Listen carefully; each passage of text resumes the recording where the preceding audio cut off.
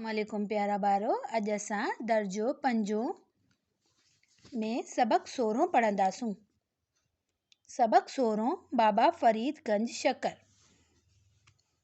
बाबा फरीदगंज शक्कर जो जन्म 1179 ईस्वी धारे मुल्तान वेझो कोठेवाल में थियो। बाबा फरीद जो पूरो नालो फरीदुद्दीन मसूद आहे। संदसि पीउ जो नालो जमालुद्दीन हो, जेको कोठेवाल जो काज़ी हो। संदसि वालदा मरियम बीबी हिकु नेक सीरत ख़ातून हुई। बाबा फरीद 11 सालनि जी ॼमार में उस्ताद कारी मोहम्मद वटि क़ुरान पाक हिफ़्ज़ कयो ऐं वधीक इल्मु हासिल करण लाइ मौलाना मिनहाजुद्दीन वटि मुल्तान वियो। उते संदसि मुलाक़ात मारूफ़ बुज़ुर्ग सूफ़ी ख़्वाजा कुतुबुद्दीन बख़्तियार सां थी, जंहिंखे पंहिंजो मुर्शिद बणायईं। साणसि गॾु दहिली वियो। मुर्शिद जे चवण ते वधीक तालीम लाइ बगदाद बि वियो, जिते संदसि मुलाक़ात ख़्वाजा मोइनुद्दीन चिश्ती अजमेरीअ सां थी।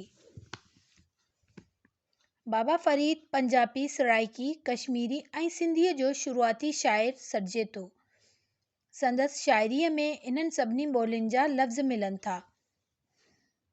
हिन पंहिंजी शाइरीअ ज़रिए प्यार, ॾाह, पाकाई ऐं हक़ जी हिदायत कई ऐं फ़रमाईंदो हो त ए फरीद, दुनिया ख़ूबसूरत आहे, पर इन में कंडनि जो बाग़ बि आहे। जिते लालच हूंदी उते मोहबत कीअं हूंदी।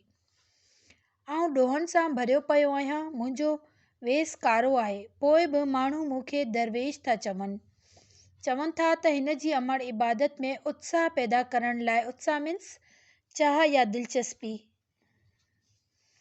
उत्साह पैदा करण लाइ हिन जे मुसले हेठियां खंड जी पुड़ी रखी छॾींदी हुई, जेका हू नमाज़ खां पोइ खणंदो हो ऐं उनखे नमाज़ जो इनाम सम्झंदो हो।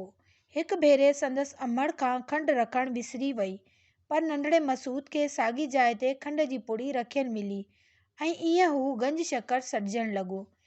हिन खे जेका रक़म या शयूं मिलंदियूं हुयूं से मिसकीननि में विरहाए छॾींदो हो। बाबा फरीदुद्दीन 5 मुहर्रमुल हराम 668 हिजरी मुताबिक़ 1266 ईस्वीअ ते हिन फ़ानी दुनिया मां लाॾाणो कयो। संदसि मज़ार पंजाब सूबे जे शहर पाकपतन में आहे।